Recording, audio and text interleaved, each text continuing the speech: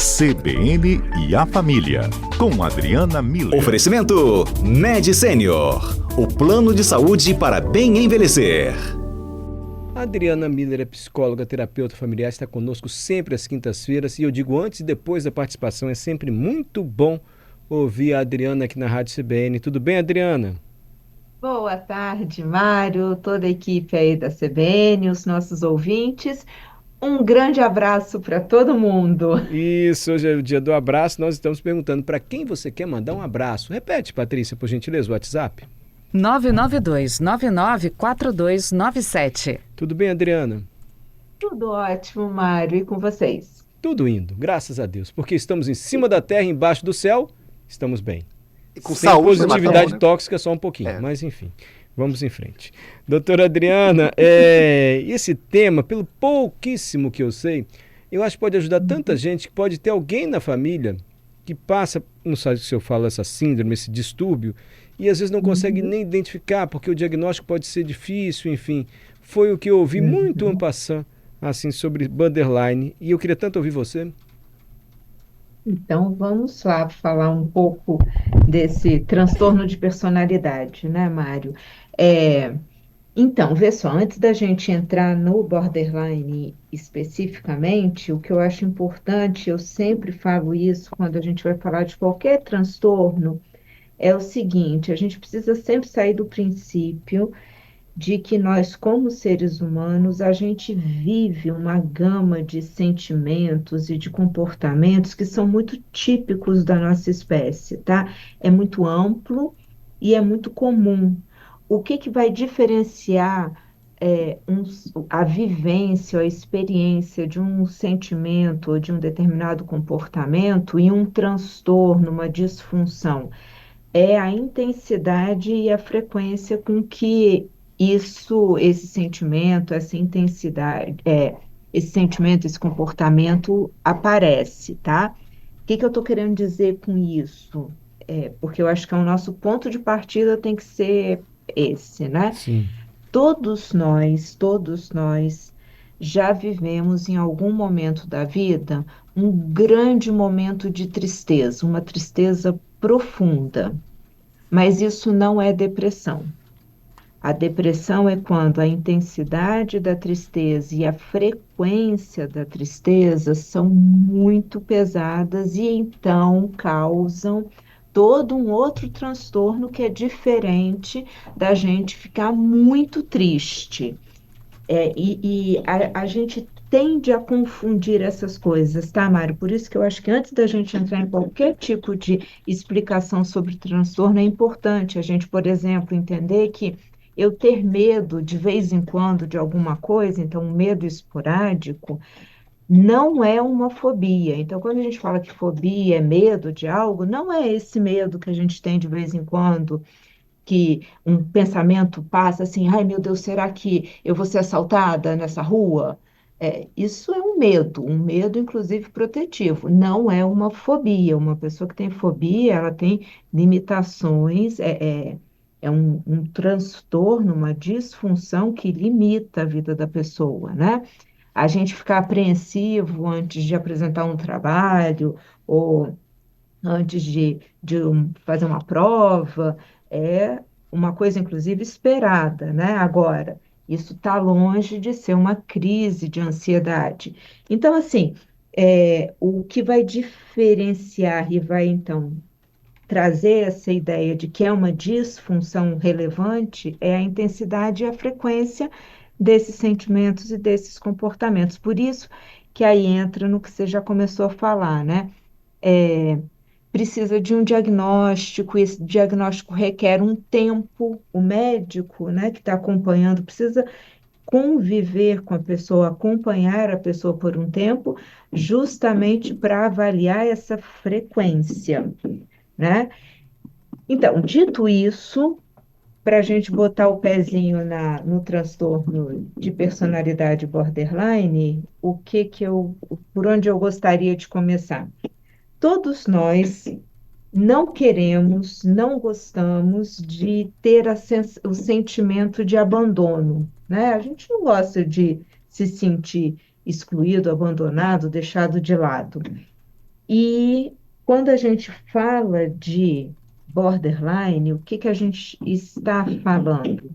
São pessoas que vivem numa intensidade e numa frequência muito grande esse medo. Inclusive, a gente costuma dizer o seguinte: são pessoas que vivem um medo intenso do abandono, seja ele real ou imaginário, mas elas vivenciam isso nessa intensidade. A qualquer momento elas podem ser abandonadas.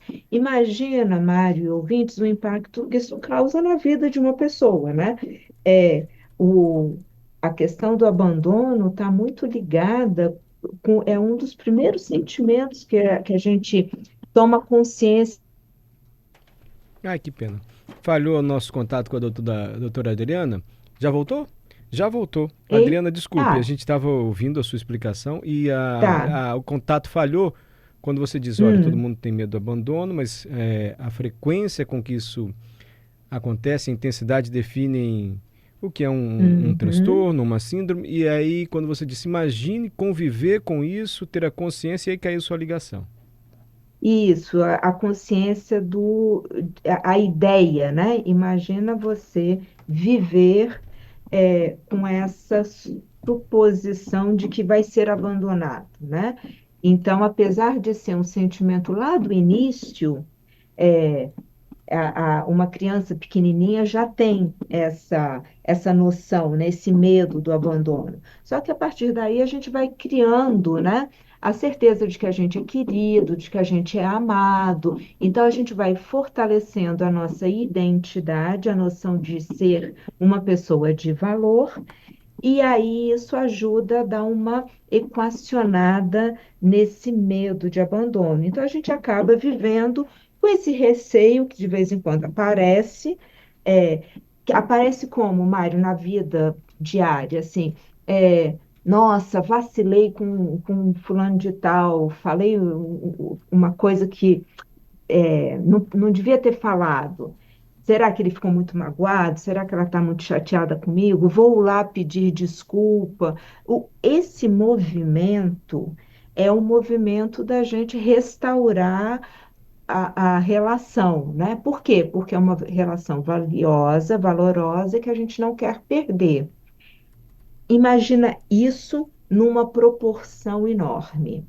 É o que um borderline sente. Então, por conta desse medo intenso de abandono, real ou imaginário, acaba que os relacionamentos ficam muito instáveis, a pessoa tem dificuldade de regular as emoções, então ela tem mudanças bruscas de humor e é literalmente de uma hora para outra, porque basta ela ter a ideia, o pensamento de que o que ela fez pode fazer com que o outro se sinta ofendido, então saia da vida dela, ou empurre ela para fora da vida, ou que ela seja de alguma forma abandonada, isso gera uma angústia enorme, a pessoa fica, então, aflorada, né? Seja na tristeza, na raiva, então essas mudanças de humor, elas são muito rápidas e uma raiva, quando a raiva vem, ela vem muito intensa, a pessoa realmente grita, se desestabiliza. A palavra é exatamente essa, né? Então, são pessoas que toda essa intensidade de emoções gera muita impulsividade e uma dúvida sobre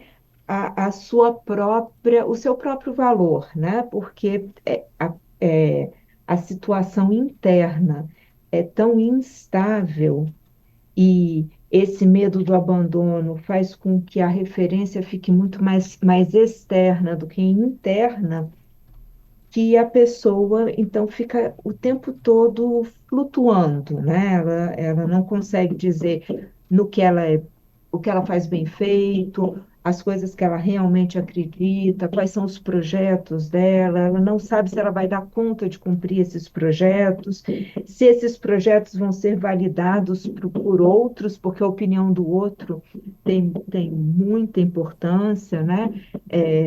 Enfim, é muita confusão interna, é isso que eu estou querendo deixar claro, né?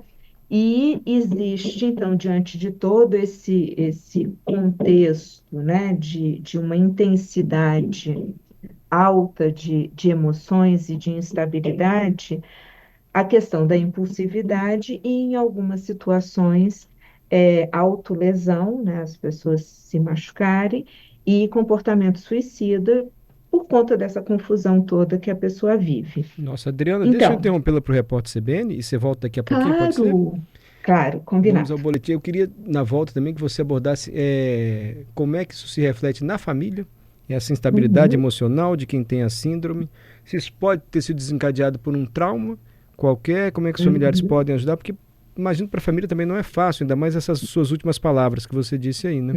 uhum. Pode ser? Pode, combinado. Voltamos com a terapeuta familiar e psicóloga Adriana Miller, nossa comentarista, hoje falando sobre borderline.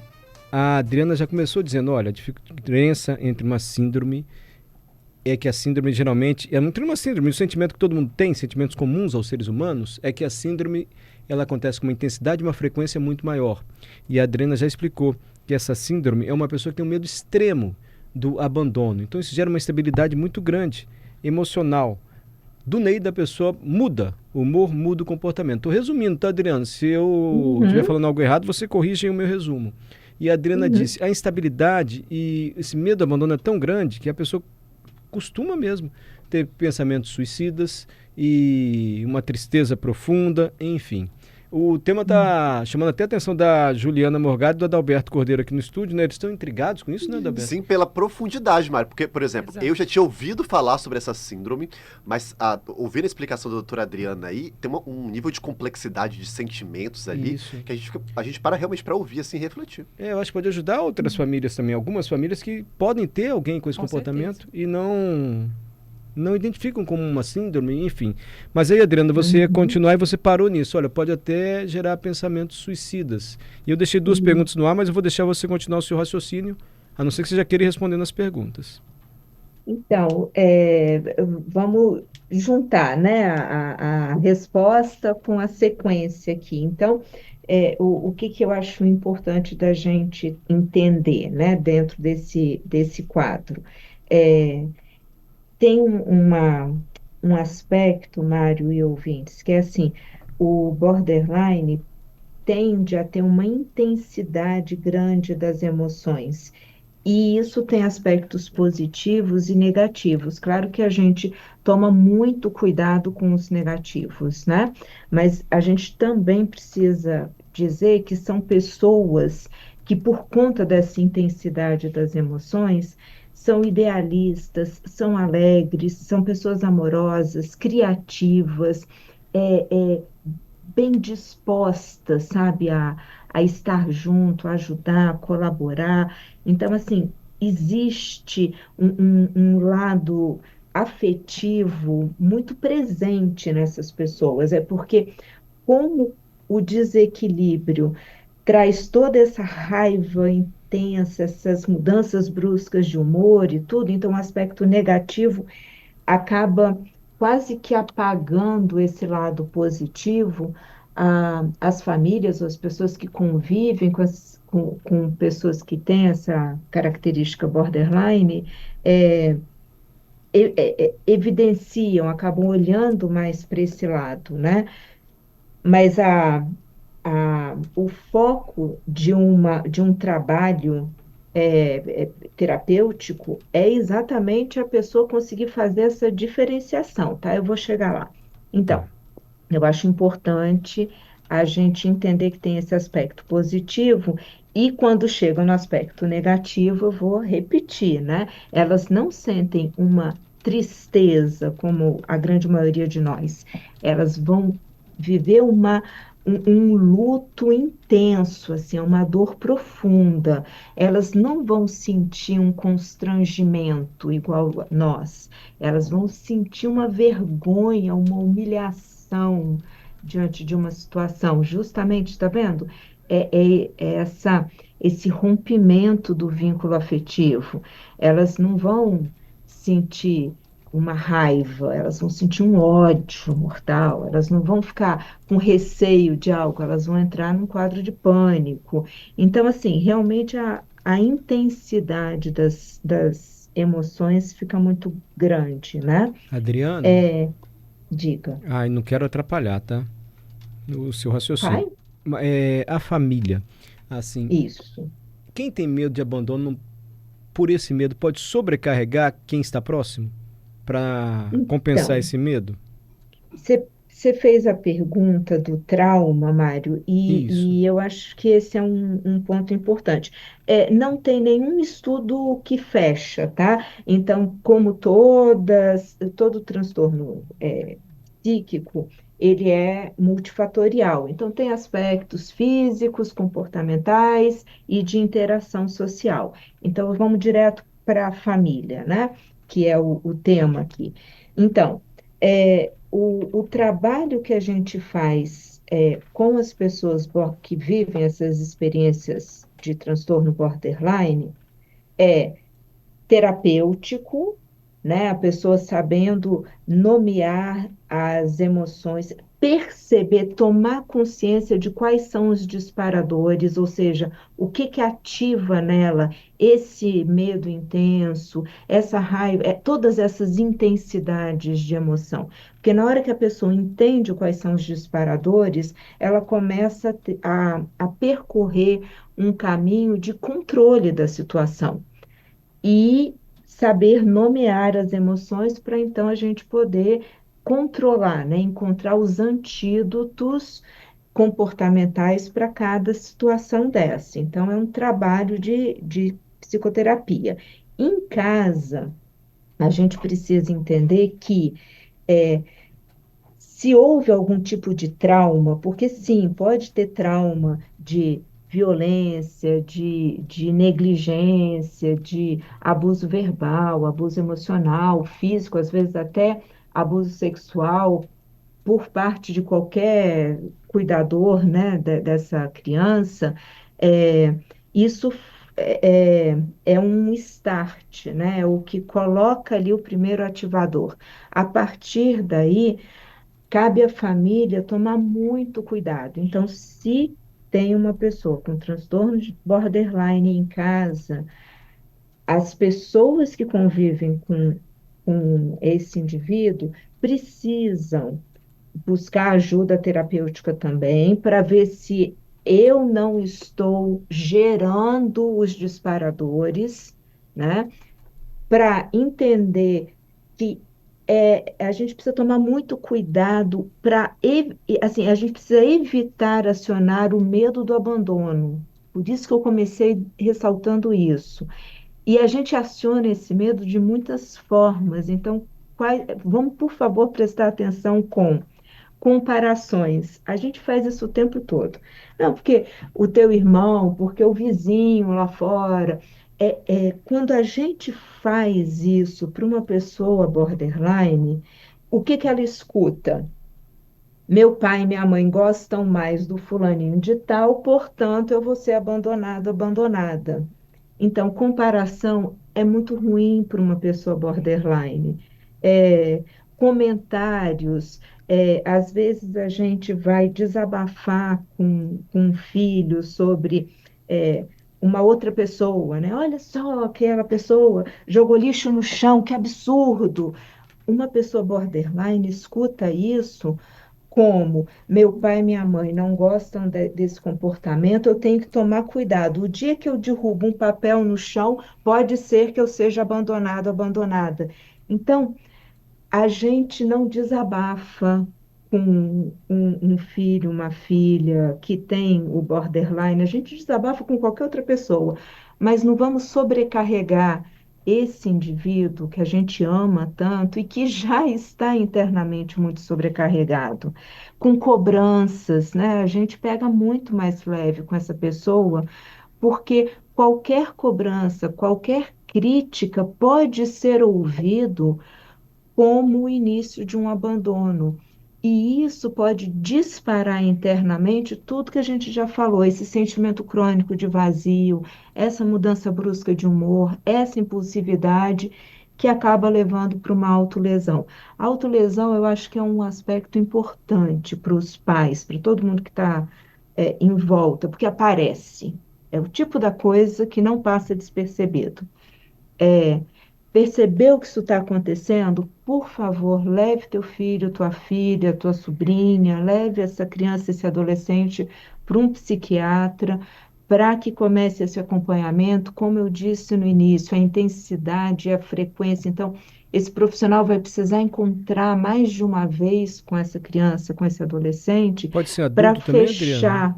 Adulto também, é porque Uhum. o adulto já tem mais autonomia, né, Sim. Mário? Então, se você que está nos ouvindo sente essa angústia dentro de você e fica querendo se machucar, se autolesionar para ver se isso acalma, busca uma ajuda, porque a medicação vai ajudar aqui a acalmar, a equilibrar essa oscilação de emoção, a regular essas emoções, e então a terapia vai entrar como um excelente é, instrumento para criar as estratégias para lidar com essas emoções, porque as emoções são passíveis da gente lidar com elas, mas a gente precisa primeiro tomar consciência de que elas estão saindo dos limites e, por outro lado, a gente entender quais são os disparadores para então criar estratégias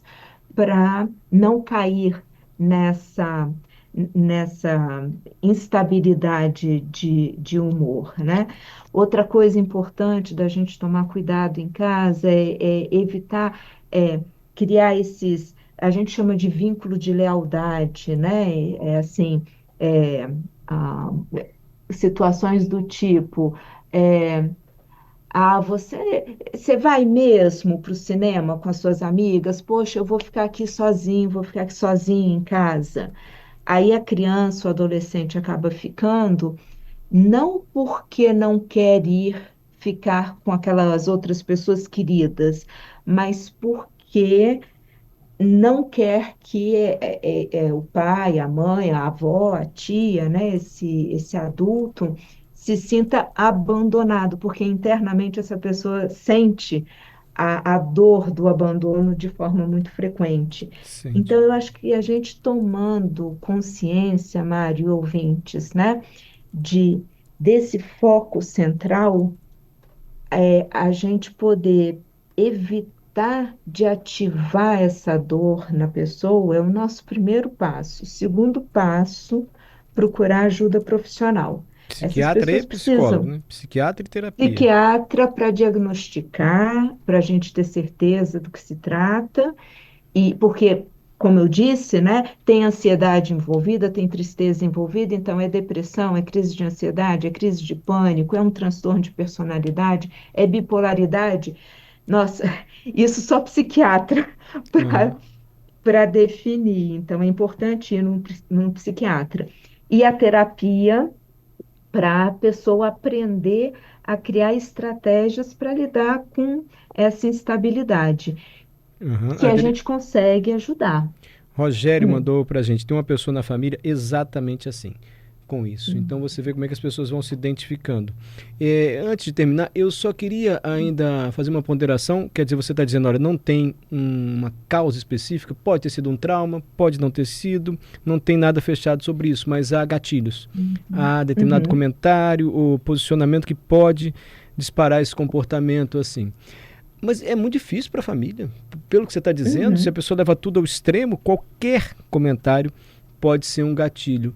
E assim, essa pessoa que sofre borderline, adulto ou adolescente, ele não pode sobrecarregar os familiares no sentido de chamar sempre a atenção para compensar o sentimento de abandono? Ah, se eu mostrar que eu estou aqui de alguma maneira, se eu gerar uma preocupação, eu não vou estar sendo abandonada, porque vão lembrar de mim. Eu não sei o que passa na cabeça de quem tem borderline, mas eu estou imaginando algo nesse sentido. Sim, vira um círculo vicioso, né, Mário, em que todo mundo fica preso. E, de novo, se o medo da pessoa é de abandono, quanto mais a gente confirmar para essa pessoa que ela é querida, que ela tem valor, eu falei inicialmente, né? Um antídoto para esse sentimento é a gente criar essa identidade, essa noção de que somos pessoas de valor. Somos pessoas queridas, as pessoas gostam da gente porque nós temos algumas características, um jeito de ser e estar no mundo, alguns valores que são muito legais. Então, a pessoa que vive o transtorno borderline, ela precisa ser abastecida com isso, né? Com o reconhecimento do valor. Nossa, você fez isso muito bem, estou tão feliz que você está se esforçando. Nossa, que legal que você tem essas amigas, que bom que você quer ir no cinema com o teu grupinho, né? Que bom que você se relaciona, as pessoas enxergam em você aspectos positivos, eu enxergo o tio, a tia, avô e a avó, né? Então, com isso, tá vendo, Mário? É o contrário da crítica. É a gente validar esses aspectos. Porque se a pessoa está toda focada para fora, com medo de ser abandonada, o olhar dela está para fora. Então, vamos ajudar essa pessoa a olhar para fora e, ao invés de ver crítica, abandono, comparação e cobranças, ela conseguir enxergar valores, competências, habilidades que vão fortalecendo essa identidade dela, de saber uma pessoa querida, uma pessoa valorizada, uma pessoa única e, portanto, muito especial e que tem um lugar único e, portanto, muito especial na vida de cada um de nós, né? Então, é, é o antídoto de qualquer trauma que possa ter acontecido, né? Então, também está na nossa mão fazer isso. Não olhar, Mário, como uma pirraça. A gente tem que olhar como uma falta de controle que vai ser trabalhada por profissionais, mas uma falta de controle também baseada numa completa noção de que eu dou conta, de que eu tenho um valor. Eu estou com medo de ser abandonada a qualquer momento. Então, quando vem alguém, e pegando o dia de hoje, né, e me dá um abraço e fala: Nossa, você é muito importante para mim, eu estou aqui do teu lado, né? Nós estamos juntos, nós estamos juntas, né? Vai dar tudo certo. A pessoa se sente acolhida e acalma, né? Isso acalma. E Perfeito. então eu acho que é um trabalho em conjunto, tá, Mário? Até me alonguei um pouco, mas o tema despertou atenção, interesse. Adriana, muito obrigado. É sempre bom ouvir a Adriana Miller aqui na Rádio CBN, sempre às quintas-feiras. Obrigado, doutora Adriana. Tem mensagens para você, mas tem essa do Rogério, que identificou uma pessoa na família. Tem outras também, mas acho que a gente pode deixar para a semana que vem. Tem uma mãe preocupada que o filho não sai da tela e ela acha que ele está entrando em depressão, como é que pode ajudar? Outros comentários também. Mas aí a gente passa o tema para a próxima semana, pode ser? Combinado, combinado. A gente responde com outros temas. Pode deixar. Bri- Muito obrigada a todos e um grande abraço para todo mundo.